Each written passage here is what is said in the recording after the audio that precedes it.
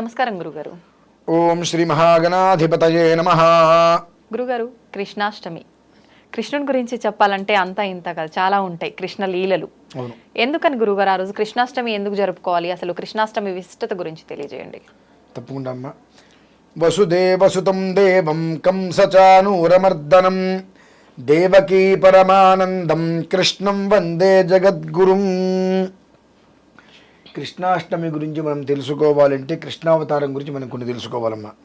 ఎందువల్లనంటే బుద్ధిహీనులు, జ్ఞానశూన్యులు చాలామంది ఉన్నారు, వారికి తెలియాలి. ఎందువల్ల అంటున్నంటే మాట, రామాయణం గురించి మనకు తెలుసు, ఎన్నో మనం చరిత్రలు చూసాము, చదివాము. ఆంజనేయ స్వామి వారి, సీతమ్మ వారి కోసం చేసిన విధానాలన్నీ మనం చూసాము. వానరులందరూ కూడా రాముడి వారి కోసం తహతహలాడి కష్టపడ్డారు. రాముడు వారి యొక్క దివ్య మనోహర రూపాన్ని చూడడం కోసం చెప్పి ఈ వీళ్ళందరూ కూడా, వానరులందరూ కూడా ఆతృత పడేవారు. చారడేసి చంపలు, చారడేసి కళ్ళు అంటారు చూసారండి, అంతుండేవి రాముడు వారి కళ్ళు. ఇలా చూస్తే ఈ పక్క కనిపించేదండి, ఇలా చూస్తే ఈ పక్కనే ముందు ఆయన కనిపించేది. చారడేసి కళ్ళు అంటారు. ఆజానుబాహుడు అలా కూర్చొని చేతులు పెడితే ఇట్లా భూమి మీదకి అలా తగిలేవన్నమాట. అది జాను అంటే ఇవి. ఆ జానుబాహుడు ఊరు జానులు అంటే మోకాళ్ళు, ఇవి కావు. జాను అంటే మోకాళ్ళు. ఆ జాను బాహుడు ఇలా పెట్టి కూర్చుంటే మోచేతులు ఇక్కడికి వచ్చేవమ్మా. అంత ఉండేవాడు రాముడు వారు. మనం కూర్చుంటే మనకి ఇక్కడికే వస్తాయి, మనకి ఎట్లా వస్తాయి. ఆయన ఇక్కడ ఇది ఇక్కడ మోచేతి మోకాల మీదకి వచ్చేది, జాను మీదకి వచ్చేది అది. అలా ఆయన తపస్సు చేసుకునేవాడు. అంతటి మహాకాయుడు రాముడు వారు. ఆయన చుట్టానికి 2 కళ్ళు సరిపోయేవి కావు. ఆంజనేయ స్వామి వారిని ఆయన రాముడు వారు కౌగిలించుకుంటారు. మిగిలిన వానరులు అందరూ కూడా అదే కోరుకుంటారు. వచ్చే జన్మలో నేను శ్రీకృష్ణుడు అవతారం ఎత్తుతాను, మీరందరూ గోపికలుగా వస్తారు, నా ప్రేమను మీరందరూ పొందుతారు అని చెప్పి రాముడు వారు వరమిస్తారు. ఆ వరప్రభావం చేత తరువాత జన్మలో మనకు ద్వాపర యుగంలో ఆయన కృష్ణ అవతారం ఎత్తడం, ఈ వానరులందరూ కూడా గోపికలుగా రావటం జరిగింది. మరి వాళ్ళందరికీ ప్రేమను పంచుతున్నారుగా, ఆ ప్రేమను వాళ్ళందరికీ ఆయన పంచాడు చక్కగా. కానీ మన వాళ్ళందరూ కూడా 16,000 మంది గోపికలతో రసక్రీడ ఆడారని చెప్పి ఇష్టం వచ్చినట్టుగా సిగ్గు శరం లేకుండా మాట్లాడుకుంటూ ఉంటారు. అయితే శ్రీకృష్ణుడిని ఒక ఆయన ప్రశ్న అడిగారు, ఇలా ఇంతమంది తిట్టుకుంటున్నారు కదా ఏంటి అంటే ఆయన నవ్వాడు. ఆ నవ్వులు వచ్చిన సమాధానం ఏంటంటే, భక్తులు ఉంటారు, అంధభక్తులు ఉంటారు, మూఢభక్తులు ఉంటారు, అలాగే నాస్తికులు ఉంటారు, పరమనాస్తికులు ఉంటారు, అంతకు మించి నీచమైన మెంటాలిటీ కలిగిన, బుద్ధి కలిగిన మనుషులు ఉంటారు. వాళ్ళకి ఏంటంటే ఒక మనిషిని తిట్టడమే వాళ్ళకి ధ్యేయం, ఒక మనిషిని వేలెత్తి పొడవటమే వాళ్ళకి ధ్యేయం. అటువంటి వారు కూడా నా గురించి ఎవరికి పడితే వాళ్ళకి ఎట్లా పడితే అలా మాట్లాడినా కృష్ణ నామం ఇస్తారు కదా, వాళ్ళకి పుణ్యం నేను ఇచ్చేస్తా అన్నాడు ఆయన. అర్థమైందమ్మా? అర్థమైంది గురుగారు. కృష్ణ అంటే తిట్టినా ఏ రకంగా అన్నా నా నామం తెలిచారు కాబట్టి కృష్ణ అంటే కష్టాలు తీర్చేస్తాయి. ఇంకా వాళ్ళకి వాళ్ళు ఎటువంటి వాళ్ళైనా కావచ్చు, నా గురించి ఎన్ని రకాలైనా మాట్లాడుకోవచ్చు, ఎన్ని రకాలు మాట్లాడినా శ్రీకృష్ణుడు అంటున్నారుగా, ఆ ఒక్క నామానికే వాళ్ళ కష్టాలు మొత్తం తీర్చేస్తాను నేనని చెప్పి అంతటి ధర్మశాలి, యోగశాలి, బుద్ధిశాలి ఎవరు లేరమ్మా. జగద్గురు ఆయన. జగద్గురు త్రయంలో మొట్టమొదటి జగద్గురు ఆయనేనమ్మా, శ్రీకృష్ణ పరమాత్మ. కృష్ణం వందే జగద్గురు అంటాం. జగద్గురు ఎవరయ్యా అంటే మొట్టమొదటి జగద్గురు శ్రీకృష్ణ పరమాత్మ. ఈశ్వరుడు కూడా కాదు, బ్రహ్మ కాదు, విష్ణుమూర్తి కాదు, శ్రీకృష్ణ పరమాత్మ మొట్టమొదటి జగద్గురువు. అందుకనే కృష్ణం వందే జగద్గురుం, శివం జగద్గురం అనలా, శివుడికి జగత పితరవు వందే అని వచ్చింది. జగద్గురువుగా మాత్రం ఆయనకు ఒక్కడికి అవకాశం కలిగిందమ్మా. ఎందువల్లనంటే నువ్వు నన్ను తిట్టినా, కొట్టినా, హింసించినా, ఏ రకంగా చేసినా, హింసించావనుకో నన్ను తిట్టావుగా నీకు ఫలితం ఇచ్చేస్తా, నన్ను కొట్టావనుకో నా స్పర్శ నీకు తగిలిందిగా ఆ రకంగా నీకు పుణ్యం ఇచ్చేస్తా. అంతటి మహానుభావుడు ఆయన. శ్రీకృష్ణాష్టమి రోజు నాడు మనం ఏదో రకరకాలుగా చేస్తాం, ఏమి చేయక్కర్లేదమ్మా.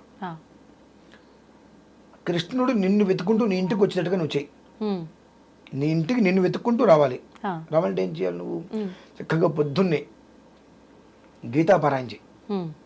గీతాపారాయణ చేసి అటుకులు, వెన్నపూస, బెల్లం ముక్క నివేదన పెట్టడానికి పెట్టిన తర్వాత 1000-2000 ఖర్చు పెట్టుకో. ఖర్చు పెట్టుకొని మామూలుగా బట్టలు వెన్న తీసుకో. గుడి బయట అడుక్కునే వాళ్ళు ఉంటారు. అవును. ఇక్కడ మళ్ళీ ఇంకొకటి ఉంది తెలుసా? ఏంటి గురుగారు? భగవంతుడు ఏం చెప్పాడంటే, నువ్వు గుళ్ళోకి అడుక్కోవడానికి వస్తున్నావు. భగవంతుని దగ్గర అడుక్కోవడానికి. నువ్వు గుళ్ళోకి ఎందుకు వస్తున్నావు? అడుక్కోవడానికి వస్తున్నావు. కానీ నేను గుడి బయట నిన్ను అడుక్కుంటున్నా. గుళ్ళోకి నువ్వు నన్ను అడుక్కోవడానికి వస్తున్నావు. ఓకే. నాకు అది ఇవ్వు, ఇది ఇవ్వు, నాకు అది కావాలి, ఇది కావాలి, నా కోరికలు తీర్చు, నువ్వు అడుక్కోవడానికి వస్తున్నావు. నేను గుడి బయట నిన్ను అడుక్కుంటున్నాను. నీ దగ్గర నుండి మదమాత్సర్యాలు వదిలేసాయి, కామక్రోధాలు వదిలేసాయి, లోభమోహాలు వదిలేసాయి, నేను అనే అహంకారం వదిలేసాయి. ఒక మనిషికి కడుపుకి అన్నం పెట్టడం నేర్చుకో. దానికోసం నేను నిన్ను అడుక్కుంటున్నా. కానీ లోపల ఉండేటువంటి నన్ను చూస్తున్నావు, కానీ బయట ఉండేటువంటి నన్ను చూడలేకపోతున్నావు, గుర్తించలేకపోతున్నావు. అది నీ కర్మ అన్నాడు ఆయన. అని నువ్వు గుడికి వెళ్ళు, అన్ని చేయాల్సింది చేసుకో. బయటికి వచ్చిన తర్వాత ఆ గుడి దగ్గర 5గురో 6గురో 10 మంది నీ శక్తి, కట్టుకోవడానికి బట్టలు వాళ్ళకి ఇచ్చేసేసి నువ్వు ఇంట్లో వాడి నువ్వు ఇవ్వకు. ఎంత దరిద్రం ఏముంది? నీ ఇంట్లో పుట్టినరోజు అంటే ఎంత ఖర్చు పెడతావు? నీ భార్య పుట్టినరోజు అంటే ఎంత ఖర్చు పెడతావు? నీ కొడుకు పుట్టినరోజు అంటే అహంకారంగా వైభవంగా చేస్తావుగా. మరి నాది కదా ఆ రోజు. కాబట్టి నేను ఇష్టపడే పని చేయి. నువ్వు నేనే పని చేస్తే ఇష్టపడతావా? అంత అటుకులు వెనపోసి పెట్టు, ప్రసాదంగా తీసుకో, దేవాలయానికి వెళ్ళు, దర్శనం చేసుకో. వస్తూ మాత్రం నువ్వు నా గుళ్ళో 100 రూపాయలు నాకు చందా హుండీలో వేయద్దు. ఒక పూలమాల కూడా నాకు ఇవ్వకపోతే నేనే ఫీల్ అవ్వను. కానీ ఓ 10 మందికో 5గురికో గుడి బయట ఎంతమంది ఉన్నారు చూసుకొని వాళ్ళందరికీ బట్టలు, కడుపు నిండా భోజనం. నువ్వు హోటల్లో పెట్టి హోటల్ నుంచి తీసుకొస్తాను కాకుండా చేతనైతే నువ్వు ఇంట్లో వండు. అన్నము పప్పు కూర మజ్జిగ పెట్టు. నీ చేత్తో నువ్వు తయారు చేసింది తీసుకొచ్చి విస్తరాకు వేసి దగ్గర కూర్చుని వడ్డించి పెట్టు. నీ ఇంటికి ఎవరైనా పెద్దవాళ్ళు వచ్చారు, నువ్వేం చేస్తావు? టేబుల్ మీద కూర్చోబెట్టి శుభ్రంగా వాళ్ళకి 1-2 సార్లు వడ్డించి చేస్తావుగా. తర్వాత అయితే నువ్వు నీ పని మనుషుల విస్తరాకులు తీస్తారుగా, తినవన్నీ వాళ్ళైతే తీరు కదా. ఆ రకంగా నువ్వు భోజనం పెట్టినప్పుడు కుదిరితే వాళ్ళని భగవత్ స్వరూపంగా భావించి అన్నం పెట్టు, ఆకులు తీసి నువ్వే పడాయి. ఆ పని చెయ్యి. నేను నీ ఇల్లు వెతుక్కుంటూ నీ దగ్గరకు వస్తా అని శ్రీకృష్ణ పరమాత్మ చెప్పినటువంటి పరమ సత్యం. అదే గీతోపదేశం అమ్మా. గీతోపదేశం అంటే ఏదో లేదు, దాంట్లో ఇంత బ్రహ్మాండం ఉంది, ఇంత భజగోవిందం అనేది లేదమ్మా. నువ్వు చేసేటువంటిది మనస్ఫూర్తిగా చేయి. నీ ఇంట్లో నీ కుటుంబ సభ్యులకో నీ పిల్లలకు నువ్వు ఎలా చేస్తున్నావు? నీ ఇంటికి ఎవరైనా పెద్దవాళ్ళు వచ్చారంటే, నీ ఆఫీసర్స్ వచ్చారు, ఇంకెవరన్నా వచ్చారు, లీడర్స్ వచ్చారంటే నువ్వు ఎలా చేస్తున్నావు? అందరికీ గురువుని కదా నేను. నా సంతోషం కోసమే నువ్వు చేసేది. నేను ఏం చేస్తే సంతోషిస్తా? కుచేలుడు ఎవరు? సామాన్యమైన పేదవాడు. ఒకప్పుడు నాకు స్నేహితుడు. కానీ నేను ఇప్పుడు కూడా కుచేలుడు వస్తే ఆ అటుకులు నేను చేతితో తీసుకుని తిన్నాగా. అంత అంతఃపురంలో ఉంటే నన్ను చూడటానికి వస్తే నేను లోపలికి పిలిపించుకొని కాళ్ళు కడిగాగా కుచేలుడి. నా స్నేహధర్మం అది. అంటే అతను ఏ పొజిషన్ అని కాదు, నా కోసం వచ్చాడు. అది దృష్టిలో ఉంచుకో. కుచేలుడి కథను గుర్తుపెట్టుకో. కాబట్టి వాడు ఎవరైనా సరే చేతనైతే కూర్చొని చక్కగా వాళ్ళకి ఆ బట్టలు ఇచ్చి, ఆ కట్టుకున్న తర్వాత కట్టుకోలేదు ఓకే మంచిది, అయినా సరే కూర్చోబెట్టి విస్తరాకులు వేసి చక్కగా వాళ్ళకి అన్నం పెట్టు. నెయ్యి వేయి. చచ్చిపోతామా నెయ్యి వేస్తే? నాకు ఏం పెడితే నేను సంతోషపెడతానో నువ్వు అక్కడ పెడితే అది నేను తిని సంతోషపడతా. వాళ్ళలో నాకు పెట్టినట్టుగా భావించి అక్కడ వాళ్ళకి పెట్టు నువ్వు అని శ్రీకృష్ణ పరమాత్మ చెప్పిన సత్యం ఇదేనమ్మా. రోజు ఎట్లాగా మనం చెయ్యం. కనీసం కృష్ణాష్టమి రోజున ఆడినప్పటికీ కూడా నువ్వు ఆ పని చేస్తే అష్ట కష్టాల నుండి నేను బయటపడేస్తాను నిన్ను. 8 అంటే ఆయన అష్టమి రోజు నాడే ఆయనకి ఎందుకు ప్రీతి అంటే, అష్టమి అంటే 8 మనకు. అది 8 అంటే కష్టాలు కావచ్చు, సిద్ధులు కావచ్చు, యోగాలు కావచ్చు, ఐశ్వర్యాలు కావచ్చు, అనిమాద్ అష్టసిద్ధులు కావచ్చు. ఎనివే 64 రకాలు ఉన్నాయి 8తో కూడుకొని. అందులో ఏదైనా కావచ్చు కాక. ఆ 64లో అష్టదరిద్రాలు పక్కన పెట్టేస్తే మిగిలిన మొత్తం నీకు నేను ఇవ్వచ్చుగా. ఈ అష్టదరిద్రాలు నువ్వు పోగొట్టుంటే మిగిలిన మొత్తం నీ దగ్గర ఉంటాయిగా. అంటే కృష్ణ అష్టమి, కృష్ణ అక్షయం అనుకుంటూ నువ్వు చెయ్యి. నువ్వు ఏదైతే చేస్తావో దానికి 1000 రెట్లు నేను నీకు ఇస్తా. కానీ చేసేటువంటిది మాత్రం వికార భావంతో చేయొద్దు. ఏమాత్రం కూడా మనస్సులో నీకు కొంచెం వికార భావం వచ్చిన వాళ్ళు అలానే తింటారు. వాళ్ళకి తింటాం రాదు. కలుపుకుంటారు, సగం పడేస్తారు, సగం తింటారు, సగం కింద పడేసుకుంటారు. నీ పిల్లలకు నువ్వు కింద పడేసుకుంటూ నువ్వు తిడుతున్నావా, బుజ్జగిచ్చి పెడుతున్నావుగా, అలా పెట్టే ప్రయత్నం చేయి. నీ వెనకాల నేను వెతుకుంటూ నేను ఇంటికి వస్తా అని చెప్పి అదే మా గీతా సారాంశం. అది కృష్ణాష్టమి రోజున ఈ పని చేయగలిగితే చాలు.